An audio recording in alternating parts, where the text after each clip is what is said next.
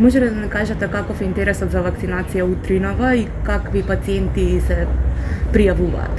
Значи така, утринава почнавме со пациенти со возрастна популација над 77 години, претходно закажани од својот матичен лекар со свој термин, кој што е на 2 вакцинални позиции, на 10 минути се закажани точно пациентите со цел да не заствараат претерани гужви.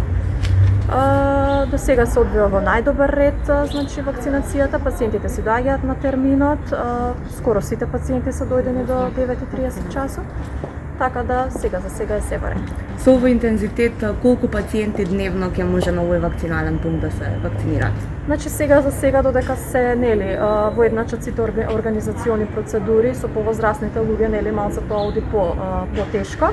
Меѓутоа денеска и во текот на наредниве 3 дена, значи ќе одат по 140 во овој пункт на ден од 8 часот наутро до 20 часот навечер. Која загриженост ја изразуваат пациентите? Какви прашања ви поставуваат?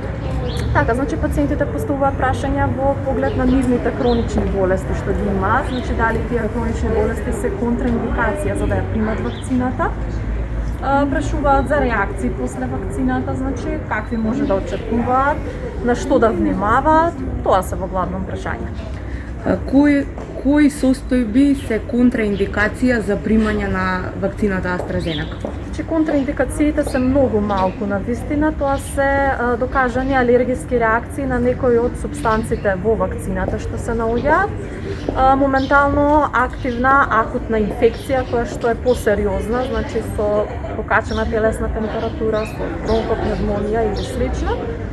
И некои хронични болести кои што посериозни, како што се малигни болести, пациенти со малигни болести кои што во моментот примаат хемотерапија, или пациенти кои што се во акутна фаза од својата ревматолошка болест, кои што се на високи дози на имуносупресивна терапија. Тие пациенти треба да се консултираат со своите специјалисти што ги водат нивните хронични болести и нивните специјалисти да се изјаснат дали пациентот во моментот може да прими вакцина. Значи дали неговата моментална состојба дозволува да прими вакцина.